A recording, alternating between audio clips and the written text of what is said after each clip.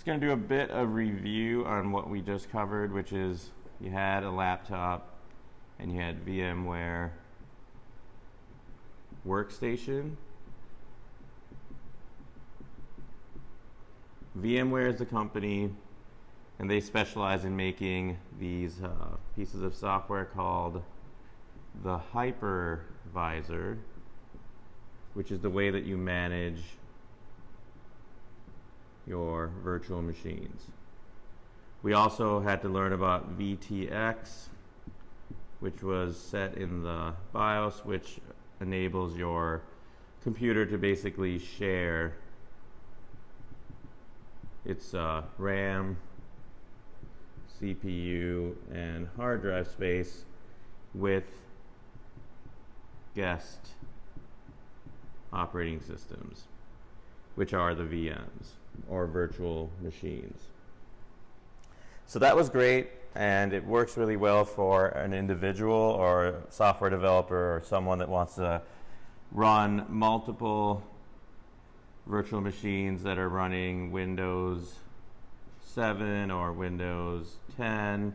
You could run a Unix or a Linux operating system or whatever you want, and you can do as much as you can based on how much RAM and CPU and hard drive space you have. Because what you're doing is you're taking this big block of RAM and you're carving up a little piece of it for that VM, a little piece of it for that, and you're doing the same thing with your CPU, right? You're basically allocating parts of it to these VMs.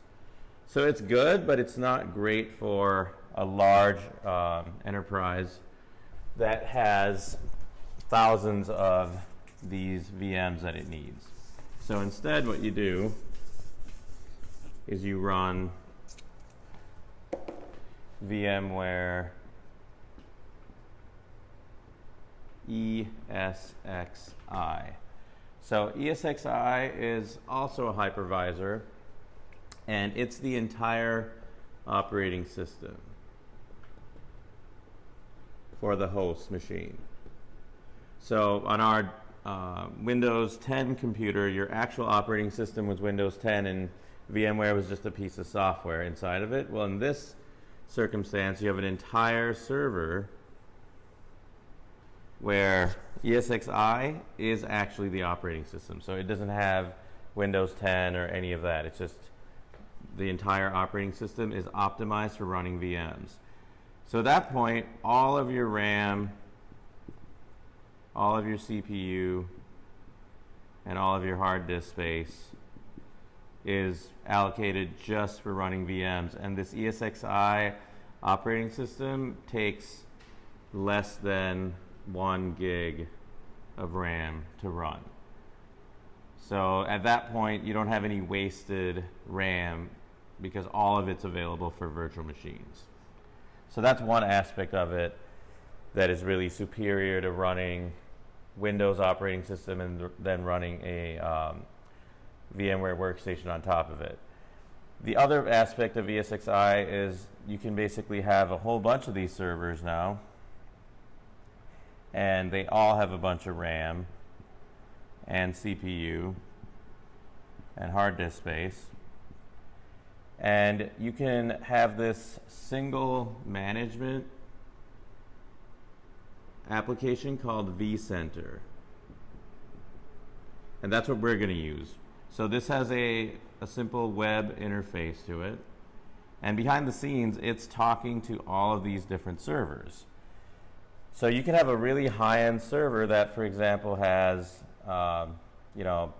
let's say 256 gigabytes of RAM, or even 512 gigabytes of RAM. And there are no laptops that will ever have that much RAM, right? So most of the time you're going to have maybe 8 gigs of RAM or 4, right? So it's in concept the same exact thing. It's just now you can run hundreds or even thousands of VMs on each server. And even though they have their own ESXi web page to manage them, you can actually just not even bother going to these, because each of these will have its own IP address. Like let's say this is 10.1.1.6, this is 10.1.1.7.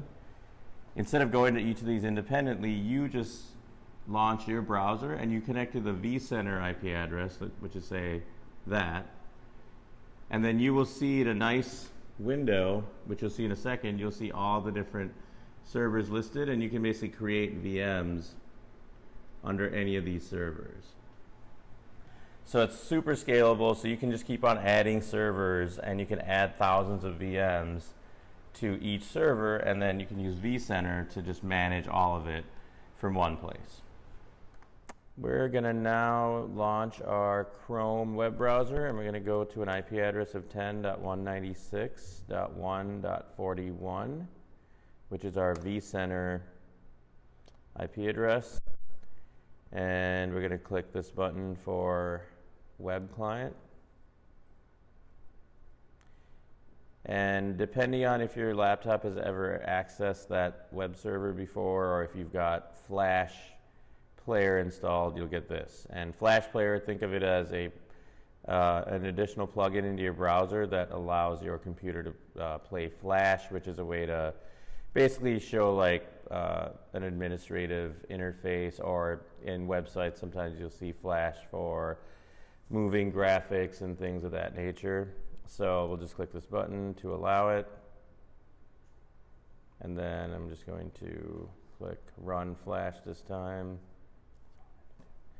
So at this point I'm going to log in with Transcend IT, which is our domain / for me, I'm going to use my login, but you are not going to type Adrian. You're going to type, for example, Greg.Ball, or whatever your first name .last name is.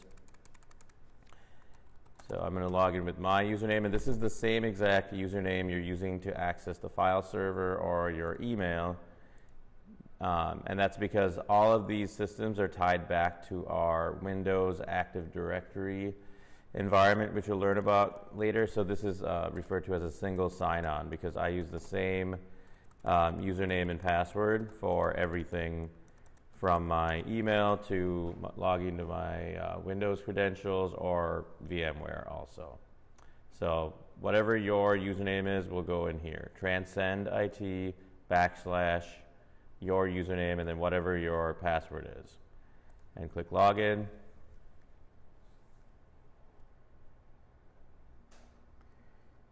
Okay.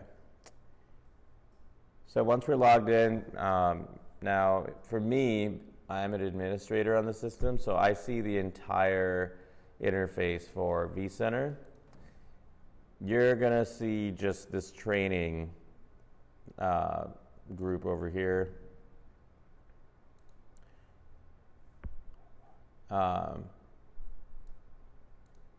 Over here. So you're only going to see this training, and you'll see whatever trainee number you are. But since I'm logged in, I can show you. So these are 4 physical servers that, like I showed you in the diagram, that each have a whole bunch of VMs on them. So I can click on the VMs button. Again, you will not be able to do this, but you can see there's 86 VMs on this server. There's 88 VMs on this server. You get the picture. We have a lot of VMs that we're using, and they're spread across these servers, these physical servers. And notice I don't have to go to each one of those servers. I just go to vCenter, which is my single management interface to manage all the stuff. So for you, you're going to see something like this. You're just going to see your individual group, and this icon right here, this is referred to as a resource pool. So with vCenter, it uses this concept called a resource pool, where you can basically organize all your virtual machines, and you can assign them inside of a resource pool, and then you can allocate like a certain amount of RAM or CPU to a resource pool, so that you can organize your environment and only make sure that you, for example, allocate only a terabyte of RAM for this, or 100 gigs of RAM for that.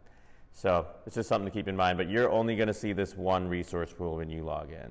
And when you log in, you can, for example, right-click on a virtual machine and click power and then power on. And just click OK, and at that point you can click on the virtual machine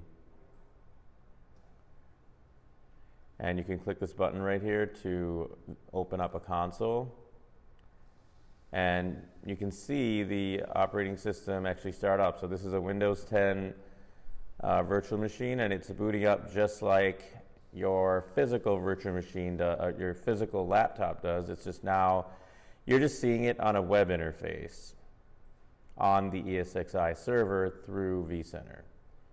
So it's going to act exactly the same as any other Windows 10 computer.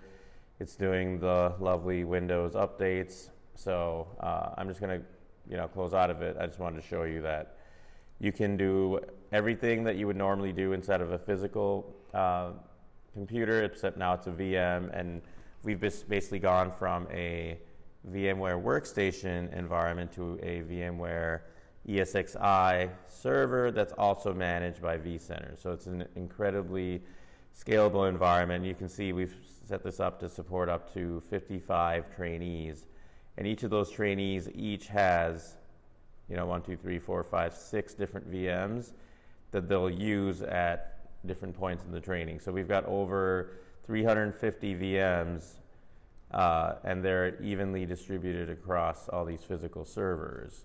So it's really easy to scale, but it's also really easy to manage permissions, because as you can see, when you log in, you can't see all of this. You can only see your resource pool. So you can basically set whatever types of permissions that you want.